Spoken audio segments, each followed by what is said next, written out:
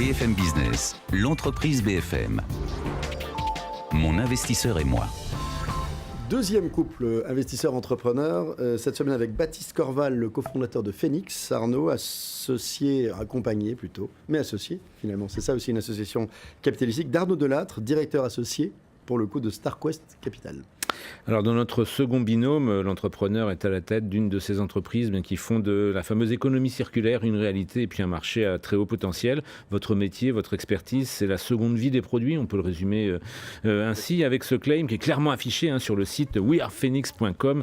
Les déchets sont une mine de matières premières pour le 21e siècle et donc la mission que vous vous assignez avec vos équipes, c'est réveiller le potentiel des déchets de vos clients. On va voir ensuite plus en détail comment, par quel type de service effectivement vous transformer cela en réalité. Alors une entreprise avec de telles ambitions a bien sûr besoin de lever des fonds et vous les avez trouvés en particulier auprès de StarQuest qui se focalise justement sur les entreprises spécialisées dans des domaines comme la transition énergétique, la traçabilité, la sécurité. On est au cœur de ces réalités. C'est un fonds dont les montants gérés s'élèvent à 85 millions d'euros, je parle sous votre contrôle, et qui a déjà investi dans la bagatelle de 90 sociétés. Alors, avec vous, en fait, on voit une entreprise qui est encore jeune, 2013, je crois. 2014. 2014. 2014. Un chiffre d'affaires qui n'arrête pas de progresser, quelques centaines de millions d'euros à 4 et quelques millions d'euros aujourd'hui. C'est ça. Vous avez levé du capital. Il y en a eu besoin tout de suite ou bien est-ce que vous avez eu du mal à en trouver? Parce que on a souvent dans cette émission des entreprises qui sont un peu plus avancées, etc. Comment ça s'est passé pour vous? À quel moment vous avez vraiment été obligé de frapper à la porte de ces fameux fonds dont on rêve quand on crée sa boîte? Alors nous, on a mis à peu près 1 an et demi à aller chercher des fonds et à rencontrer du coup StarQuest. Au début, on a eu une approche assez, ce qu'on appelle lean startup, c'est-à-dire qu'on est vraiment arrivé avec le minimum de capital, le minimum d'investissement et on a été l'archétype de la startup dans son... Bon, on n'était pas dans un garage pour le coup, mais on était dans un appartement. Donc il n'y a pas de légende, mais enfin on la créera après. Il n'y a pas de légende de l'appart, elle fonctionne aussi. C'est l'appartement, le garage, bon, dans Paris. Allez, vendez-moi un truc qui fait rêver, un appartement. Un appartement, exactement. 28 mètres carrés pour être exact. Ça, on est la start-up. À 8, ça a commencé à devenir compliqué. Donc voilà, effectivement, après, au bout d'un an et demi, on avait validé un certain nombre de choses. Oui. À la fois le modèle économique, à la fois on avait des clients qui commençaient déjà à payer. Et on avait besoin, effectivement, de se rapprocher d'un fonds. Pour faire quoi à ce moment-là? Quel était le besoin? Alors, le besoin, il y avait plein de besoins. Le premier, c'était de nous accompagner, à nous structurer. C'est-à-dire qu'à l'époque, on faisait un peu avec les moyens du bord. On avait des stagiaires, des auto-entrepreneurs. Donc, on avait un besoin de structuration, on va dire, en termes de ressources humaines. On avait aussi un besoin de développement au niveau national, c'est-à-dire d'avoir... on avait à l'époque 2 régions seulement, c'est-à-dire qu'on était présent à Rennes et à Toulouse. Physiquement, vous voulez dire? Voilà, physiquement, on avait prouvé que ça marchait en région et donc, du coup, on voulait s'étendre à l'ensemble de la France. Donc, on avait aussi ce besoin-là. Et surtout, on avait un besoin plus d'entrepreneurs, d'être accompagnés, d'être challengés, et de trouver un fonds qui correspondait. Vous étiez avec plusieurs associés ou vous étiez seul? On était 2 associés. 2 associés. Arnaud Delattre, comment s'est fait la rencontre? Classiquement, c'est-à-dire on reçoit un pitch, très vite l'histoire nous plaît, c'est toujours une rencontre entre un couple qui est une stratégie qui nous semble avoir de la puissance et un ou plusieurs entrepreneurs qui nous semblent avoir de la personnalité. Donc on les reçoit vite et on prend nos décisions vite. On a tendance à revendiquer une certaine agilité dans ce métier et on va relativement vite dans nos décisions, ce qui peut participer d'ailleurs en partie du succès. C'est une de vos caractéristiques, parce que je crois que vous aimez dire que ce qui vous importe, c'est moins l'aspect technique, les due diligence, que les hommes derrière l'aventure. Nous, on met Est-ce que c'est un argument de vente ou est-ce que c'est la réalité? Non, parce qu'à un moment où quand même... Non, c'est vrai. On reçoit, comme tout le monde, on reçoit du juridique, du comptable et du fiscal et des choses qu'on ne regarde pas. Vous ne regardez pas? Très peu. C'est ça en fait, on regarde le business model pour regarder la façon dont il est construit, la façon dont les masses bougent quand on change des paramètres. Oui. Mais ce qu'on regarde avant tout, c'est l'humain avant l'Excel. Donc on regarde... L'humain avant l'Excel. J'ai jamais entendu cette formule, mais je l'aime bien. On regarde les entrepreneurs. Là, en l'occurrence, c'était un binôme. Sous 15 indicateurs, 13 indicateurs. Vous avez mis en place des indicateurs néanmoins. Voilà, on a mis en place 13 indicateurs. On peut en donner des, parce que je les ai lus, ils sont passionnants. Oui, il y a quelques exemples. Alors c'est tout sauf le diplôme, parce qu'on a autant de normaliens et de polytechniciens que d'autodidactes, et tout le monde a le droit de réussir en France. Donc ça, c'est une bonne nouvelle. Et c'est un constat qu'on fait tous les jours. C'est un des 15 critères. C'est un des 15 critères. Qui n'en est pas un, du coup. C'est la capacité à réussir. Non, au-delà de ça, c'est le rapport à l'argent, par exemple. Il faut vouloir réussir économiquement, parce que c'est quand même à la base du projet, mais il ne faut pas penser qu'à ça. Le faiseur de coût est un très mauvais coup, en général. Vous êtes de bonne formule, le faiseur de coups est un mauvais coup. La capacité à construire un système, une organisation, la capacité à déplacer les règles, avec la différence entre le pirate et le corsaire, parce que le pirate rend l'argent au roi. Alors, à chaque règle, il y a une formule. Continuez. Et le corsaire rend l'argent au roi, mais le pirate part avec. Donc c'est important d'avoir cette finesse d'analyse. Pour autant, c'est pas une science dure. Hein.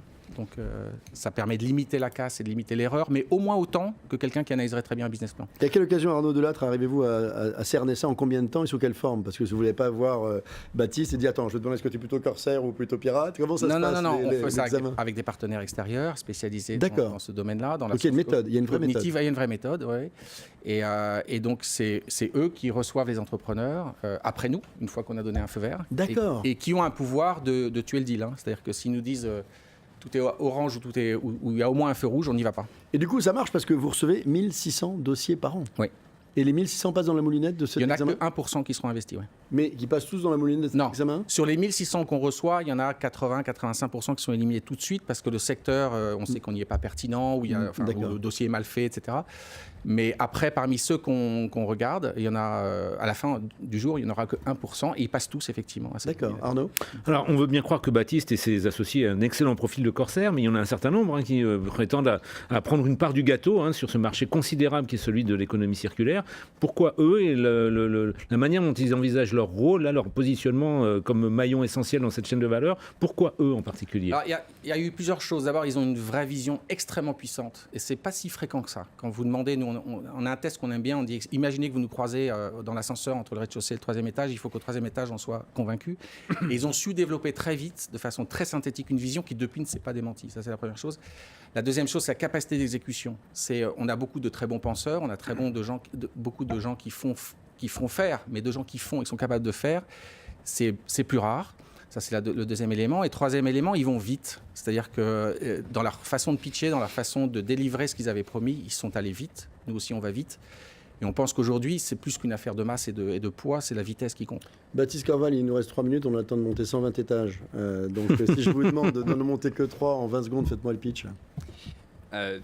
Phoenix, nous, on a un enjeu qui est assez simple, c'est de lutter contre le gaspillage sur toutes ses formes, qu'ils soient alimentaires ou non alimentaires. Et pour ça, en fait, on a le rôle un peu du maillon agile. Et en gros, on a 2 briques de service. Une brique de service numérique où on a une place de marché, en fait, une marketplace en ligne qui nous permet justement de mettre l'offre et la demande en relation et puis de trouver des fonctionnements comme ça. Et le deuxième qui est assez opérationnel, qui est assez terrain, où on va, chez nos clients, on va les aider à mettre en place des filières de valorisation. Notamment, une des filières de valorisation historiques chez Phoenix, c'est le don aux associations. C'est-à-dire faire en sorte que chez nos clients, tout ce qui peut être donné le soit vraiment et trouve cette seconde vie. Après, on a été un peu plus loin, on a regardé un peu ce qui se passait au niveau des déchets, qu'est-ce qui se passe après le don, qu'est-ce qu'on peut faire, et on a créé de plus en plus de filières chez nos clients pour gérer un maximum de leurs déchets. Ouais, c'est-à-dire que votre projet, c'est pas de faire à la place des collecteurs ou des transformateurs, c'est de mettre justement en relation ceux qui ont des matériaux à recycler et d'autres qui savent comment les exploiter. Exactement. Alors on va un peu plus loin que la mise en relation, c'est pas l'essentiel de notre valeur ajoutée, parce que si on reste sur le don, on n'a clairement pas inventé le don associatif en France. Il y avait déjà beaucoup de nos clients qui le mettaient en place. Mais c'est vraiment le consolider, apporter un petit peu cette forme d'expertise, être sur le terrain, faire du suivi opérationnel, être complètement finalement intégré dans les équipes de nos clients, que ce soit des supermarchés, des industriels ou des grossistes, et vraiment aller chercher avec eux tout le potentiel qu'il y a dans leurs déchets. Arnaud Delattre, StarQuest Capital travaille ou travaillez, c'est justement peut-être un sujet, beaucoup avec l'argent fiscal, vous appelez ça de l'argent fiscal, notamment l'ISF, PME, etc. Il y a une actualité autour de l'ISF. Pour vous, qu'est-ce que ça veut dire et comment appréhendez-vous ces changements importants dans l'industrie du capital investissement? C'est un virage sur l'aile. Ouais. On n'ose pas imaginer qu'il n'y aura pas un dispositif sur l'IR, l'impôt sur le revenu, parce qu'il n'y a pas un seul pays qui fait du capital risque de façon structurée et massive sans avantage fiscal. On vit sur une espèce de leurre. En ce moment, le politique a l'air de penser que parce qu'il met la flat tax en place, le particulier va investir dans la start-up. Non, il investira sur l'air liquide, et tant mieux pour l'air liquide, mais ce n'est pas le sujet. C'est-à-dire que pour prendre du risque, il faut une couverture fiscale. Les Allemands, les Israéliens, les Anglais, les Américains ont ça. Donc je ne vois pas pourquoi on n'en aurait pas. En attendant ça, on a déjà pris un certain nombre de dispositions et en particulier, on travaille pas mal sur des formats de mandat de gestion, des entrepreneurs qui ont réussi et qui cherchent à placer leur liquidité. Heureusement, il y en a de plus en plus. Heureusement. Mais est-ce que ça suffira ou est-ce que vous avez des vraies inquiétudes là-dessus sur une entreprise comme la vôtre ?